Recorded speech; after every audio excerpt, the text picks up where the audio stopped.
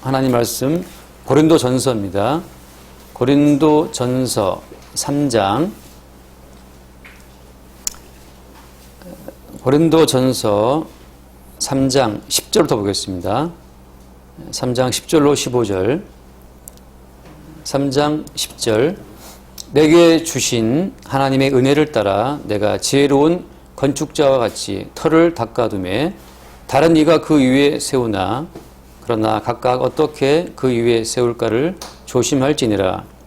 이 닦아둔 것 외에 능히 다른 터를 닦아둘 자가 없으니 이 터는 곧 예수 그리스도라. 만일 누구든지 금이나 은이나 보석이나 나무나 풀이나 지푸로 이 터 위에 세우면 각 사람의 공적이 나타날 터인데 그 날이 공적을 밝히니 이는 불로 나타내고 그 불이 각 사람의 공적이 어떠한 것을 시험할 것임이라. 만일 누구든지 그 위에 세운 공적이 그대로 있으면 상을 받고 누구든지 그 공적이 불타면 해를 받으리니 그러나 자신은 구원을 받되 불 가운데서 받은 것 같으리라. 아멘. 오늘 말씀은 불 가운데서 구원을 받는 것 같다는 말씀 때문에 상당히 지금까지도 논란 중에 있는 본문입니다. 사실 이렇게 어려운 본문은 아니지만 어렵지 않은 성경이 어렵게 보이는 이유는 뭐 때문이겠어요? 어렵지 않은 성경이 어렵게 보이는 이유는 우리 인간의 안목에 어떤 문제가 있기 때문이죠. 세상을 바라보고 성경을 바라보는 우리 인간의 눈에, 안목에, 관점에 문제가 있기 때문에 단순한 문제가 굉장히 어렵게 보이는 겁니다.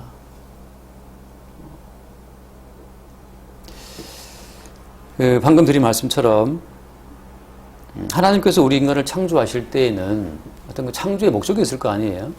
그래서 우리는 피조물 입장이니까, 우리 피조물이기 때문에 우리를 창조하신 그분에게 우리를 왜 지었습니까? 그걸 물어봐야겠죠. 아인슈타인이 그런 말을 했다고 그러잖아요. 저도 들은 이야기입니다. 아인슈타인에게 어떤 기자가 물었다 그래요. 아인슈타인 박사님, 만약 하나님을 만난다면 무엇을 가장 먼저 물어보시겠습니까? 이렇게 물었다 하죠. 하나님을 만난다면 가장 먼저 어떤 질문을 하겠는가라고 할 때 아인슈타인이 이렇게 말을 했다 그러죠. 하나님, 어떻게 세상을 창조했습니까? 그걸 물어보고 싶다는 거예요. 어떻게 창조했냐를 how to, 그만 알면 그 다음부터는 나머지 모든 건 다 수학적으로 계산할 수 있답니다. 저는 모르겠지만 아무튼 아인슈타인이 그렇다 그래요. 그래서 잠깐 뒤에 생각하다가 잠깐 그게 아니라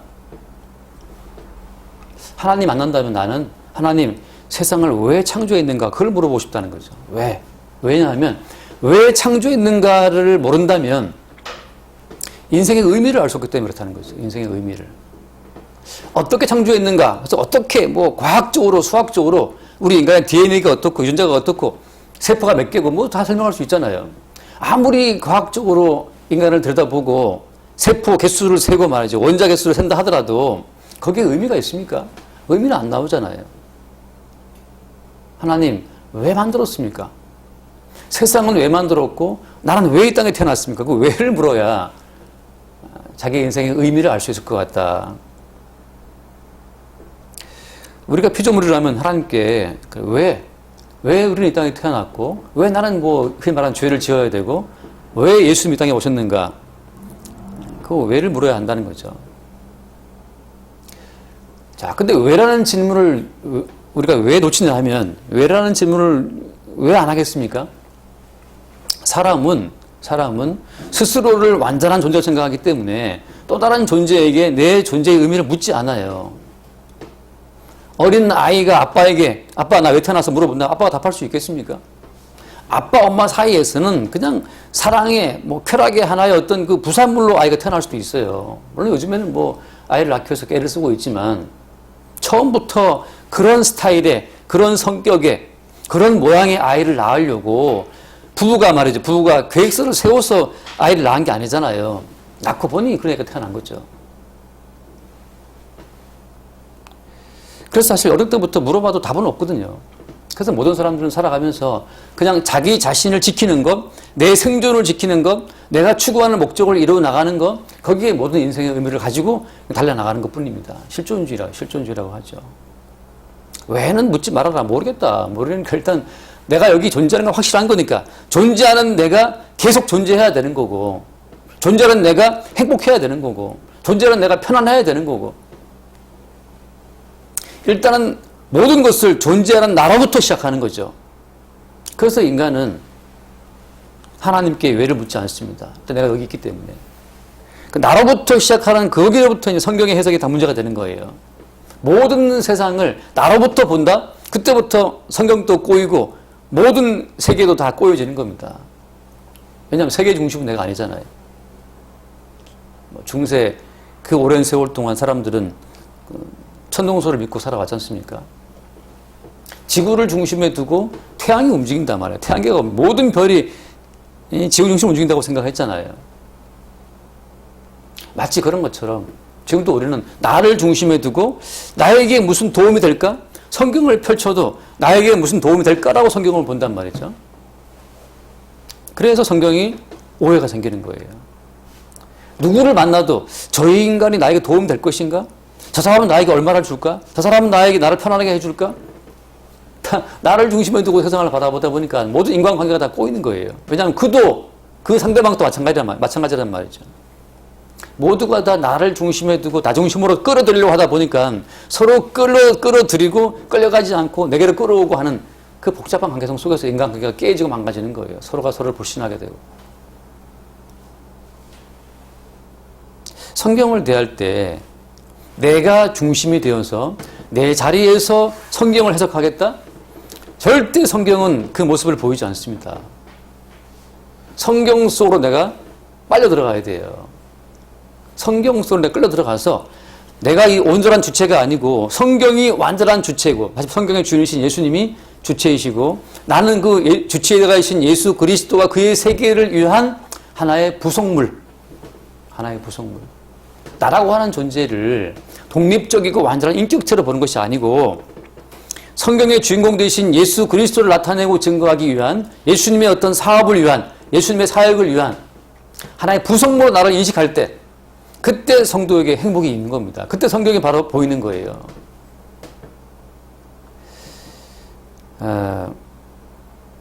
그 세례 요한이 한창 날릴 때 말이에요. 세례 요한이 한참 막 위명세를 떨치고 있을 때 그때 그 바리새인들이 와서 유대인들이 와서 요한에게 물어보죠. 세례 요한 넌 누구냐?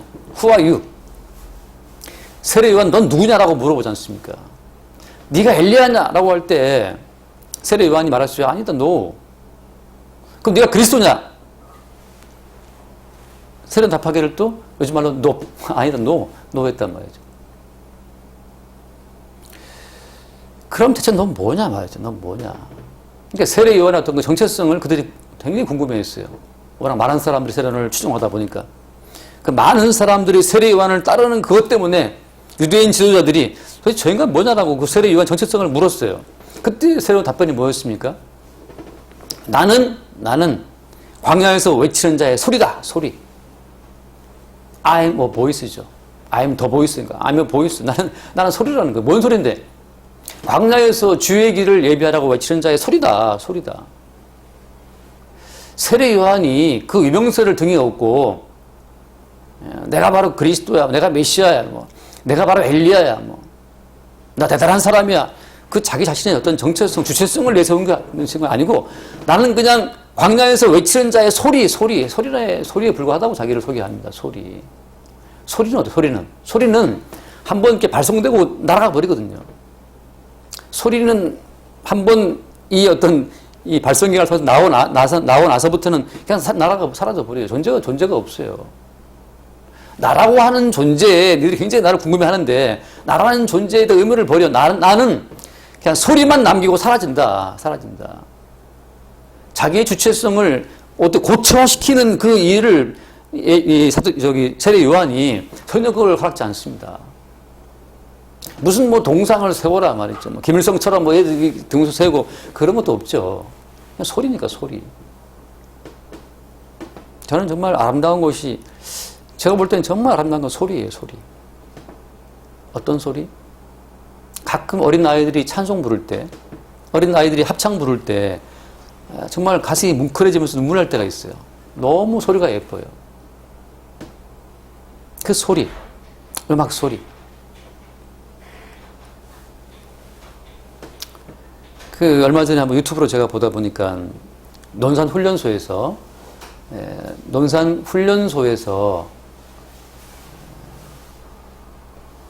누구? 네, 계속 하세요. 논산훈련소에서 지금 구청에서 오셔서 지금 뭘 또 체크하러 오셨네요. 논산훈련소 훈련병들이 그 예배하는 중에 그 찬송하는 그 광경을 찍은 영상을 제가 봤는데, 그 훈련병들이 이제 실로암을 부르는 거죠. 어두운 밤에 그 노래, 캄캄한 밤에 그 노래를 부르는데, 오 주여 당신께 감사하리라, 그 노래를 이제 그 장정들이 몇 명인지 모르겠어요. 아무튼 수천 명이 거서 그 노래를 부르는데, 그 소리가 너무 아름다운 거예요. 소리가. 저는 알죠. 훈련병들의 그 땀 냄새, 씻었기 물론 땀 냄새, 그 입 냄새, 그 몸 냄새 나겠죠. 하나하나 대하면 다 냄새나는 인간들입니다.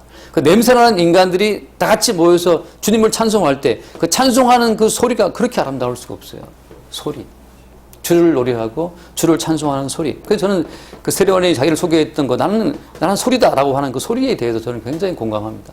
그냥 저도 썩으면, 저도 죽으면 냄새 나겠죠. 죽는 순간 이제 부패하기 시작하니까 내장의 부패가 이루어지면서 말이죠. 냄새 나겠죠. 아무도 가까이 오지 않게 냄새 나서 바로 이제 태워버려야 되는 거 아닙니까?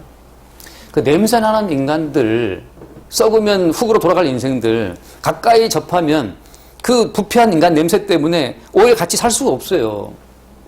부부 사이에도 아침에 눈 뜨고 서로 마주보면 입냄새 난단 말이죠. 냄새나는 인간들. 그러나 주를 찬송할 때 나는 그 소리, 그 소리처럼 저는 참 예쁜 곳이 없다 생각이 듭니다. 세례 요한이 보라 세상 죄를 지우고 가는 하나님 어린 양이다 하고 예수를 소개할 때 그 예수를 소개하는 소리, 어린 아이들이 주님을 찬송하는 그 소리, 그 군 장병들이 수천 명의 그 굵직한 저 목소리로 주를 찬송하는 그 소리, 그거 참 아름다워요. 우리가 성경을 대할 때는 나라고 하는 어떤 독자적인 주체성을 견고하게 구축하는 그 선에서 성경 이거를 떼어와서 나를 구축하고, 성경 저 말씀을 떼어와서 나에게 덧붙이고, 잠언의 말씀을 띄워와서 내게 붙여서 말이죠. 그래서 말씀을 무장된 그럴싸한 인간을 만들어 보려고 그러는데, 그것이 주님 보시기에 그냥 하나의 우상이에요. 자기 자신을 우상화한다는 거죠. 자기 자신을. 나라는 존재가 강렬하게 의식될수록, 그 나라고 하는 존재가 의식될수록 그 자기 우상화는 강하게 이루어지는 겁니다.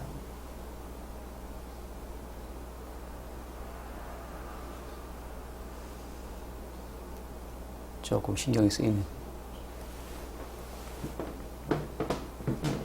근데 그 조사를 왜 매주마다 나오는지 알 수가 없어요.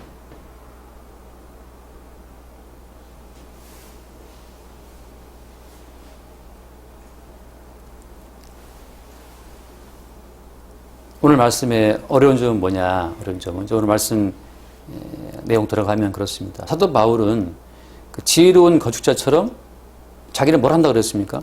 자기는 털을 닦아둔다. 오늘 11절 말씀에 11절에 이 닦아둔 것 외에 능히 다른 털을 닦아둘 자가 없으니 이 털은 곧 예수 그리스도라.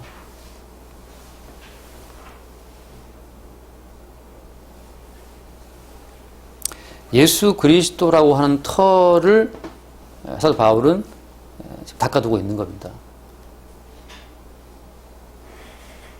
자, 다시 말하면 이 바울의 이 어떤 이 이야기는 모든 성경의 주제를 관통하는 거예요. 모든 성경은 예수 그리스도를 증거하고 있습니다. 자, 모든 성경이 예수를 증거한다면 창조도 예수님을 증거하는 용도로, 각 인간의 모든 출생도 예수를 증거하는 용도로, 이 땅에 존재하는 모든 사건과 모든 상황이, 모든 만남이 다 예수 그리스도를 증거하는 그 중심으로 기능하고 있는 거예요. 그게 터예요, 그게 터.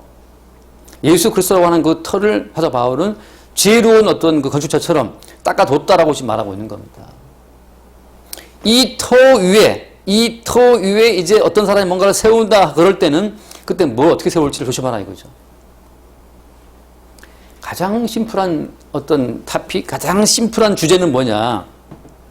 성경에서 말하고 있는 핵심이 예수님이고, 성경의 핵심이 예수라고 한다 같으면 성경이 증거하는 창조와 성경이 증거하는 심판과 성경이 증거하는 모든 역사와 모든 계시라고 하는 것이 다 예수 그리스도를 증거하는 중심으로 움직이고 있다고 하는 거예요. 그래서 내 인생 왜 태어났는가라고 그 복잡하게 물으면 성경은 이 예수님의 털을 닦아둔 바울은 아주 심플하게 말합니다. 네가 왜 태어났는가 그 이유는 예수 그리스도를 증거하기 위한 목적으로 네가 태어났다. 아주 간단하죠. 왜 태어났니? 왜 태어났니? 라고 물을 때 우리는 답은 뭐예요? 그냥 예수님을 증거하기 위해 태어났다는 것으로 성경은 아주 심플하게 싹 밀어버리고 털을 딱 남겨두는 거죠. 털을. 거기 위에 뭐 우리는 민족 중에 사명을 두고 태어났다. 그거 싹 밀려야 되는 거고 뭐 최대 행복이다. 행복이 목적이다. 그거 싹 밀어가야 되고 I was born 뭐 to take love you 그 싹 밀려가야 되고 예수 그리스도와 그분을 증거하기 위해서 우리가 이 땅에 태어났다라고 하는 것으로 나머지 모든 가치관을 싹 밀어버리는 것이 그게 사도 바울의 터닦기. 건물을 세울 때 제일 오랜 시간 걸리는 것이 터파기라고 하다. 터파기에 제일 많은 비용이 들어간대요. 터파기에 제일 많은 비용이 들어가고 요즘에 많이 들어간 건 이제 인테리어 비용이 많이 들어간답니다. 이 건물을 지으신 분 물어보니까 터파기에 제일 많은 돈이 들어가고 너무 두 번째 요즘엔 다 자재를 좋은 쓰다 보니까 내부 인테리어에 그렇게 많이 들어간대요. 인테리어. 어쨌거나 사도 바울은 이 닦아둔 것 외에 능히 다른 터를 닦아줄 자가 없다라고 하는 것으로 못을 박아 버렸습니다. 이 터는 곧 예수 그리스도다. 예수 그리스도라고 하는 것으로 터를 딱 닦아둔 것이 사도 바울이 했던 가장 중요한 하나의 사역이었어요. 그럼 우리가 인생을 바라볼 때 괜히 막 뭐 우울해지고 뭐 어떤 사색에 빠지고 할 때 물론 뭐 다 빠질 수 있습니다. 그러나 사색에 빠지든 우울에 빠지든 돌고 돌아서 어디로 와야 되냐 하면 우리의 견고한 터가 되시는 영원한 터가 되시는 예수 그리스도에게 돌아오는 인생이 복이 있는 거예요. 사실 우리가 다 좀 까불기 때문에 인생 까불기 때문에 들레이기 때문에 오만 거 우리 하거든요. 그러나 인생이 돌고 돌아 결국 터가 되신 영원한 반석이요 영원한 터가 되신 예수 그리스도 위에 내 인생을 딱 얹어둘 때 그때 우리 인생은 가장 안정감이 인생이 되는 겁니다. 다른 걸 세울 필요가 없어요. 여기까지는 뭐 굉장히 쉽습니다. 그 다음 12절 만일 누구든지 금이나 은이나 보석이나 나무나 풀이나 지푸로 이 터 위에 세우면 이제 그 터 위에 우리가 뭔가를 세운다고 하는 거죠. 여기서부터 이제 문제가 됩니다. 그래서 우리가 어떤 분이 말하기를 여러분 예수 그리스도를 믿었으면 이제부터는 뭔가 여러분 해야 하지 않겠습니까? 그래서 그 예수 그리스도를 믿은 다음부터 뭔가 우리 인간의 행위가 또 따라와야 된다라고 이제 인간을 이렇게 압박한단 말이죠. 예수 믿었으면 이거 해야 되고 저거 해야 되고 무슨 주의를 지켜야 되고 안식일을 지켜야 되고 11조 헌금을 꼬박꼬박 내야 되고 뭐 봉사해야 되고 많은 따라와요. 그리고 하시는 말씀들이 금이나 은이나 보석이나 이제 세우는 것이다. 여러분 예수의 터 위에 무엇으로 세우시겠습니까? 라고 이제 막 이렇게 한단 말이죠. 13절 각 사람의 공정이 나타날 터인데 그 날이 공정을 밝히리니 이는 불로 나타내고 그 불이 각 사람의 공적이 어떠한 것을 시험할 것입니다. 이런 금으로 은으로 보석으로 나무나 지푸라 풀로 뭘로 세우든지 간에 하나님은 불로 한번 싹 싸질러 버리는 거죠. 불로 한번 싹 태워 버리는 겁니다. 일단 불 속에 들어가요.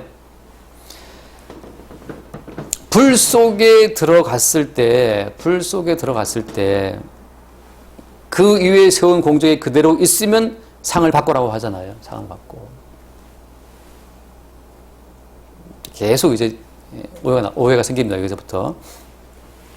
그러나 공적이 불타면 해를 받을 것이다. 그렇지만 구원은 받는다. 불 가운데서 받은 것처럼. 그래서 마치 불타서 아무 남아있지 않으면 불타는 것은 뭐 나무나 풀이나 지금 불탈 거니까.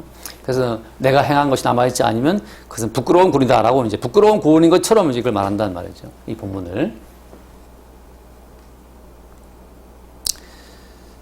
자, 이걸 이제 제가 설명을 할 텐데, 그냥 제가 막 할 테니까 그냥 알아서 들으시기 바랍니다. 일단은 예수 그리스도의 터가 우리 안에 들어오게 되면 그 사람은 예수님의 한 부분이 됐어요. 예수의 지체가 된 겁니다. 다른 것은 없어요. 예수 그리스도를 믿는 순간 우리는 예수와 하나가 되어서 예수와 연합이 되는 거죠. 지난 말씀처럼 예수의 지체가 되는 겁니다. 예수의 지체가 되었다. 자, 이제 그 순간부터 매일매일 우리 가운데 불이 와요, 불. 그 불은 무슨 불이냐? 끝없이 우리 가운데 있는 나라고 하는 주체성을 태워버리는, 나라고 하는 독립적인 개체성을 불살라버리는 그 시험의 불이 다가온다고 하는 거죠.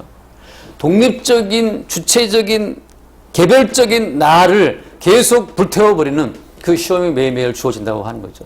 그 시험은 왜 주어지는 겁니까? 끝없이 터라고 하는 것이 우리 주 예수 그리스도밖에 없다는 사실을 증거해 주는 용도로서 계속 불이 오는 거예요. 네 인생의 주체가 누구냐라고 하는 거죠. 네 인생의 주인공이 누구냐를 계속 묻는 겁니다. 자, 다시 말해서 이제 그런 거죠. 그러면 그렇다면 목사님, 금이나 은, 보석 이게 뭡니까? 금이나 은, 보석 이 모든 것이 다 예수 그리스도로 말미암아 주어지는 거예요. 그러니까 구약성경 성전 만들 때, 등대를 만들 때, 등대라고 하는 것은 금 한 덩어리를 가지고, 한 덩어리 째를 가지고서 그걸 쳐서 등대 모양을 만드는 거거든요. 붙이는 것이 아니고 그냥 금 한 덩어리를 계속 정교한 장인이 망치로 두들기고 쳐서 이렇게 늘리고 해서 등대 모양 만드는 거예요. 그냥 한 덩어리 금이에요. 한 덩어리 금인데 그 형태가 등대 모양으로 만들어지는 거죠. 예수 그리스도의 몸이라고 하는 것은 예수님의 몸 가운데 다른 지체가 들러붙어서 이질적인 게 존재하는 것이 아니고 예수 그리스도의 그분의 성분으로 만들어지는 것이 예수의 지체인 겁니다. 같은 살과 같은 피예요. 그 주님 말씀하시기를 내 살을 먹고 내 피를 마시는 자는 라고 말씀하시죠. 그 예수의 살과 예수의 피를 먹고 마시는 자가 예수님의 한 몸으로 연합되는 거죠. 예수님의 성분이 곧 성도의 성분인 겁니다. 근데 간혹 가다가 어떤 일이 생깁니까? 예수님의 성분과 다른 성분이 들어올 때가 있어요. 그때 그것을 제거해내고 그것을 이렇게 배제해내는, 배척해내는 그런 과정이 바로 불의 시험의 과정이에요. 자, 쉬운 예를 말씀드리는 겁니다. 신약으로 가장 화끈한 예가 뭐냐 하면 이거죠. 예수님이 어느 날 제자한테 물어보지 않습니까? 야, 사람들이 나를 누구라고 하느냐라고 물어봤을 때, 그때 뭐 말이 많았지만 베드로가 말합니다. 예수님, 주님은 그리스도십니다. 하나님의 아들이십니다라고 말을 하죠. 그 베드로가 주는 그리스도시요 살아계신 하나님의 아들입니다라고 고백했을 때, 그때 예수님께서 어땠습니까? 그 기뻐하시면서 하신 말씀이 뭐예요? 바요나 시몬아 내가 복이 있도다 라고 말하죠.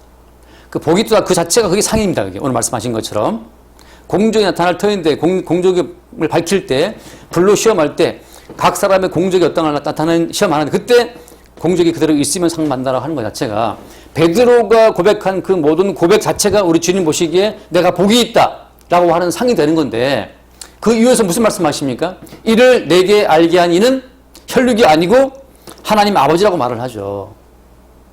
다시 말해서 하나님 아버지께서 베드로로 하여금 그 고백을 하게 한 거예요. 그 고백을 하게 한 것으로 말미암아 주님께서는 복이 있다고 말씀하시죠. 왜? 그 고백으로 말미암아 베드로는 예수님과 연결되어 있는 지체의 힘이 확인되기 때문에. 예수 그리스도를 나타내고 증거하고 고백하는 그 모든 순간이 성령으로 인해 주어지는 고백이라면 그 모든 것이 우리의 상이 되고 우리의 복이 되는 거예요. 그것은 우리의 육체의 혈육의 고백이 아니고 성령으로 말미암은 고백이기 때문에 그렇습니다. 잠시 후에 영어로 잠시 후에 예수님이 십자가를 말씀하시고 나서 그때 베드로가 또 예수를 어떻게 합니까? 예수를 붙잡고 주여 그리 마옵소서. 예수님이 왜 십자가에 죽으려고 그럽니까? 하고 예수 십자가 행을 만류한단 말이죠. 만류할 때 그때 예수님 답변은 뭐였습니까? 세이튼, 사탄아, 내 뒤로 물러가라. Get behind me. 내 뒤로 물러가라. 넌 나를 넘어지게 하는 자로다. 조금 전에 내가 복이 있도다 너를 알게 하시는 하나님이다 했던 그 동일한 베드로인데 잠시 후에 주는 말씀이 사탄아 물러가라고 하죠. 바로 그것이 나무나 풀과 집처럼 불살라 벌어져야 될 베드로의 주체성이에요. 자기의 생존을 중심에 두고 예수를 바라볼 때 예수가 십자가에 죽으면 나는 뭐가 되느냐. 자기의 먹고 살 걱정하면서 예수를 바라보는 그 순간 주님께서는 그 베드로를 잘라버리죠. 사탄이라고. 그렇게 베드로에게 덮어 씌워진 이 땅의 가치관이 제어를 되는 그 순간이 불로 나무와 풀과 짚으로 살라버리는 순간이에요. 왜냐하면 베드로는 그 순간에도 예수를 위한다는 마음으로 예수를 자꾸 만류하는 거예요. 그러니까 예수님 왜 자꾸 죽는다고 말씀하십니까? 베드로 입장에서는 진심으로 예수를 말린 거죠. 그래 예수님 보시기엔 바로 그것이 바로 뭐냐? 베드로에게 틈타서 베드로를 어떤 그 독자적으로 인생을 바라보게 만드는 마귀의 전략이었죠. 동일한 베드로인데 동일한 베드로의 터 위에서 하나님의 아버지로 말미암은 주의 고백이 주어질 때 그것이 금 같은 고백으로 그 베드로의 집이 세워지는 겁니다. 주님의 집이. 그러나 베드로가 거기서 빠져나와서 독자적으로 자기의 생존을 염려하는 순간 어때요? 그 터 위에다가 엉뚱한 걸 짓고 있는 거죠. 지금 예수 그리스도를 믿는다라고 하는 그 믿음 위에서 자기의 생존과 자기 영광을 위해서 뭔가를 지금 짓고 있는 겁니다. 그걸 주께서 다 불태워 버리시는 거예요. 그 순간 베드로는 우리말 흔히 말하는 개쪽을 당한 거죠. 쪽팔림을 당한 거죠. 사탄아 물러가라. 누가 우리에게 마귀야 물러가라 하면 좋아 우리가 기뻐할 수 있겠어요? 그것이 바로 이 불 가운데 그러나 공적이 불타면 해를 받으리니 그러나 자신은 구원을 받되 불 가운데 받은 것 같다. 다시 말하면 영원한 구원 들어가는 과정 가운데에서 성도는 매일매일 불태워집니다. 매일매일 주관적인 나의 고백은 불태워지고 혈육으로부터 주어진 모든 가치관은 불태워지고 성령으로 말미암아 매 순간 우리 가운데 더 씌워진 이 땅의 모든 가치관은 제거되는 거예요. 무엇을 먹을까? 무엇을 마실까? 주님 말씀 사탄아 물러가라. 이방인들의 걱정이다. 그 순간 내가 또 먹고 사는 걸 염려했구나. 설마 그러니까 혹시 예수 그리스도를 믿으면 먹고 사는 문제가 잘 풀리지 않을까라고 생각하는 그 나의 생존 문제를 해결하는 어떤 호구주책으로 예수를 바라볼 때 그때 주께서 오셔서 사탄아 물러가라. 예수 믿는 것을 너의 호구주책으로 삼고자 하는 그 너의 그 불신앙 이방인적인 그 믿음 자체를 주님이 제거해 버릴 때 그렇게 끝없이 이방인의 가치관이 제거되는 과정 가운데 들어온 사람들이 그것이 구원을 받는 성도의 인생인 거예요. 이 말씀을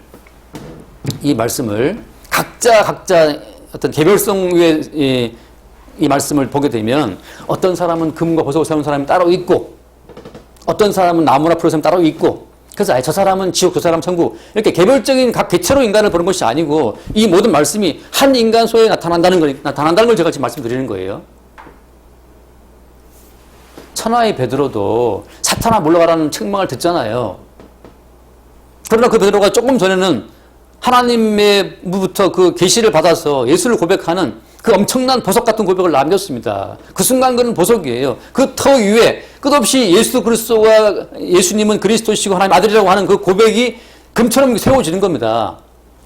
터 위에 예수님이 어떤 분인지가 계속 세워지고 결론은 어때요? 결론은 예수 그리스도로만 남겨지는 그 거대한 나라가 천국이잖아요.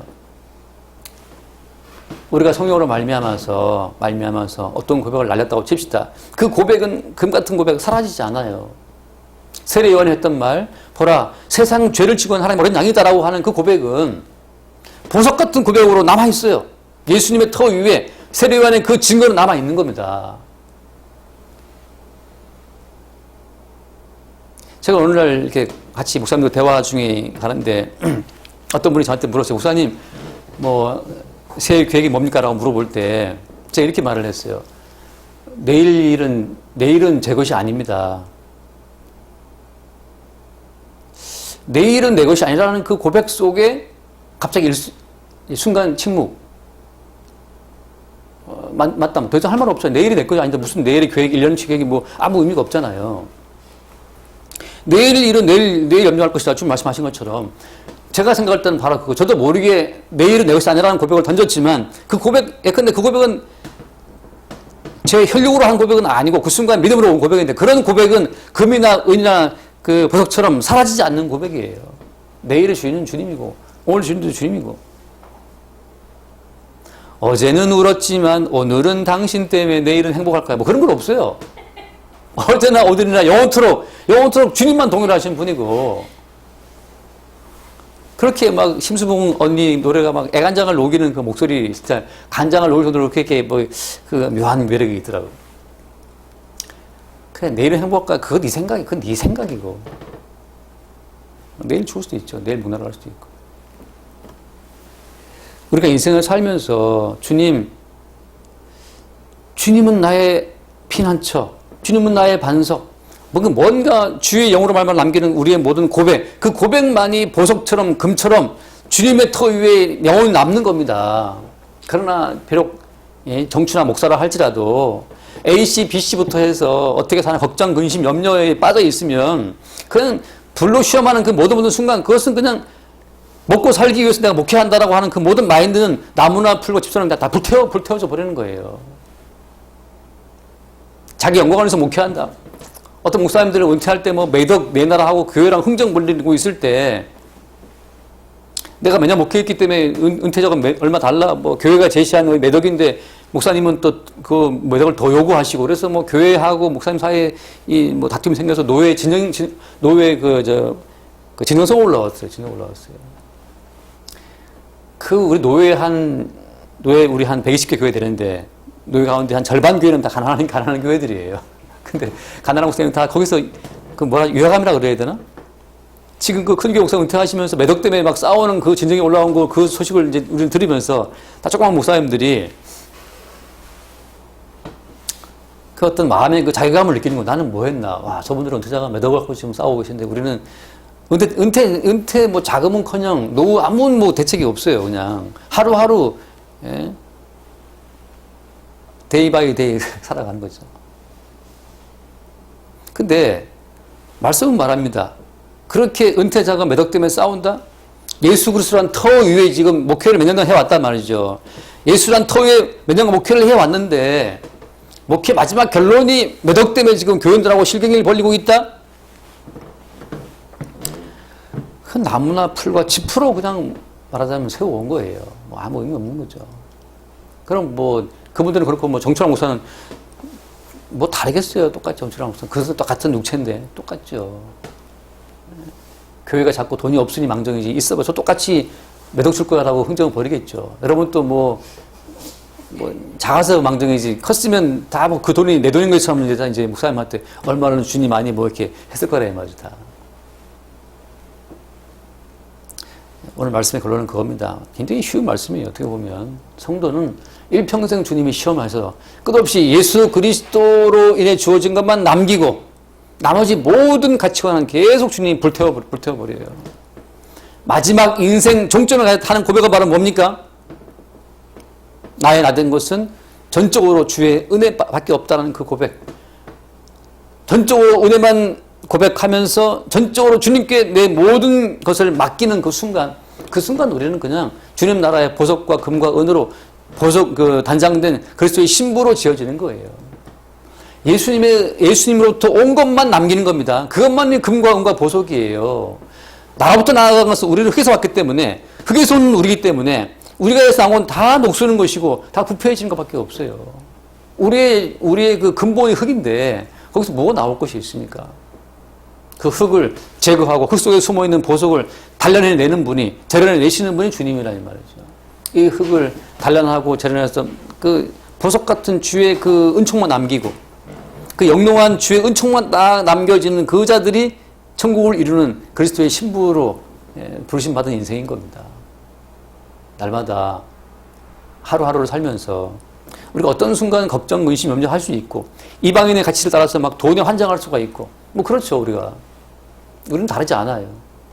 돈 주면 마음 푸근하고 돈 안 주면 마음이 삭막해지는 거 당연하지 않습니까?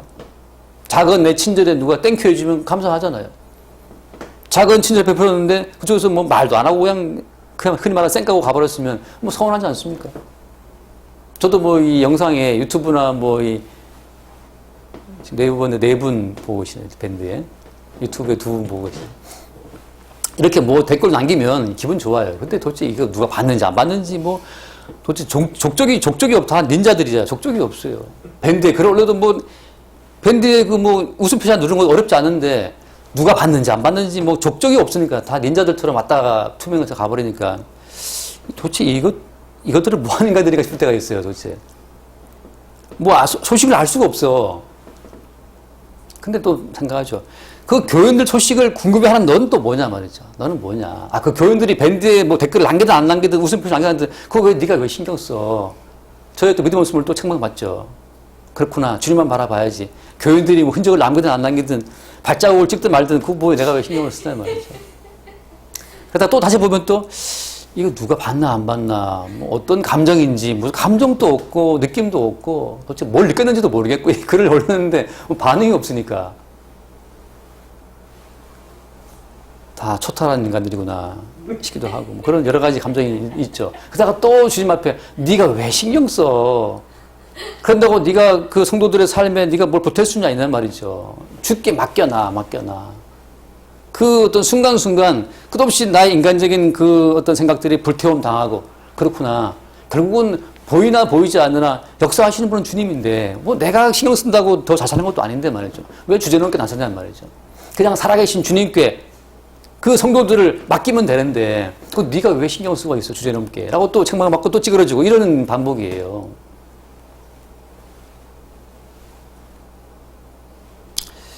근데 뭐 저는 생각하면 식당 가서 누가 뭐 서빙에 저는 항상 습관처럼 땡큐 고맙다는 말을 입에 붙어 하는데 식당 가서 뭘 주면 감사합니다 그러는데 어느 날 가서 했더니 그 서빙하신 이모님이 이렇게 말씀을 예쁘게 하시는 분 처음 봤다고 더 이렇게 서비스를 주고 그러더라고요. 올 때마다 감사합니다. 그러니까 약간 늦게 민망할 수 있어요. 마치 뭐 그런 것 같아요. 우리가 어디 저도 애금선교회 밴드에 가입해 있는데 뭐 열심히 뭐 달리면 그다가 뭐 남깁니다 글을. 소감을 적거나 뭐 간단하게 어렵진 않잖아요. 그 뭐 땡큐 같은 거죠. 여기 글을 올리느라 참 수고 많았습니다. 이렇게 글을 올리느라 얼마나 수고 많았냐라고 이제 땡큐 하는 것처럼 그것이 또 인터넷상의 하나의 매력 아닐까라고 지금 생각합니다. 듣는 분들. 법은 아니에요. 그러나 법은 또 우리를 겸손하게 만들죠. 오늘 말씀의 결론은 그겁니다. 그래서 우리는 하나 읽고 마치겠습니다. 요한계시록 20장인가요? 요한계시록 21장 9절 말씀 봅시다. 요한계시록 21장 9절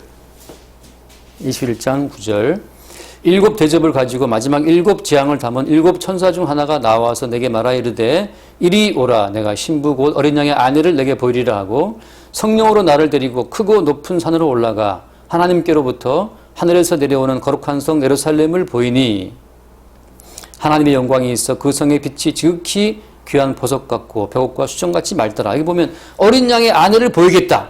어린 양의 신부를 보이겠다 라고 말하면서 뭘 보여준 겁니까? 온갖 보석으로 지극히 귀한 보석과 수정으로 단장된 예루살렘 성을 보이죠. 여기에 땅에 속한 불순물은 다 제거된 겁니다. 나무와 풀과 지푸라기 이런 것들은 거의 있을 수가 없어요. 다 불을 지나면서. 성도는 뭐냐? 성도는 인간적인 모든 가치관이 다 불살라지고 그리스도 예수의 살과 피로 주어진 은총으로만 아주 밀도 있게 이렇게 응축된 그 보석 덩어리. 다이아몬드처럼 말이죠. 예수님의 살과 피의 은총으로만 단단하게 이 밀도 있게 응축된 그 은혜의 덩어리가 그게 성도예요. 우리가 인생을 살아가면서 내 공로, 내 가치, 인간의 공로, 인간의 가치 그거 늘 불태워지기 바라고 내가 사나 죽으나 주의 것이다. 내가 지금 있는 것도 주의 은총으로 있는 것이고 주를 위해 있는 것이고 전체 우리 모든 삶 자체가 예수 그리스도의 은총의 덩어리로 밀도 있게 응축된 보석처럼 나타날 수 있게 되기를 바랍니다. 그래서 마지막 순간에 주여 내 인생 주의 모든 것이 나 된 것이 주의 은혜였습니다 라고 말할 수 있는 산 것도 은혜고 준 것도 은혜고 모든 것이 은혜예요. 코로나가 와도 은혜고 코로나가 가도 은혜입니다. 아침에 연락받았어요. 그 안산 목사님 그 장모님이 아프다 했잖아요. 코로나 때문에. 좋아지고 있었는데 갑자기 폐가 악화되면서 돌아가셨다고 아침에 연락이 왔어요. 그 나머지 가족들은 좀 회복되고 있다 그러는데 그 장모님은 뭐 좋아진다 하더니 갑자기 이제 돌아가신 거죠. 그런데 다 지금 코로나 격리 중에 있으니까 장례를 치를 수 없는 거예요. 그래서 지금 그 사모님 언니 되시는 분이 가서 유골만 받아오겠다고 지금 장례식을 뭐 할 수도 없잖아요. 화장해야 되니까. 지금 그런 상황이더라고요. 그러니까 인생이 언제 갈지도 몰라요. 그러나 코로나가 와도 은혜고 가도 은혜고 걸려도 은혜고 죽어도 은혜입니다. 성도는 살아도 은혜고 죽어도 은혜예요. 그래서 죽는 것도 유익이라고 바울이 말하지 않습니까? 사나 죽으나 우리가 주의 것 되어서 우리의 전체 인생이 이 세상적인 가치관도 뭐 이렇게 다 불태워버리고 예수의 은혜 살과 피의 그 같은 성분, 예수와 같은 성분으로 연결되는 그 주의 몸으로 나타날 수 있게 되길 바랍니다. 기도하겠습니다. 존귀하신 주님 감사합니다. 오직 예수의 살과 피를 먹고 마신 자들이 예수의 지체가 되어 영원한 세계에 들어가는 것처럼 이 땅의 가치관으로 덮어쓴 모든 것들이 늘 불태워지게 하시고 오직 그리스도 예수의 은총만 남길 수 있는 인생 될 수 있도록 우리를 축복하여 주옵소서. 주께 의지하며 우리 주 예수 이름을 기도드리옵나이다. 아멘.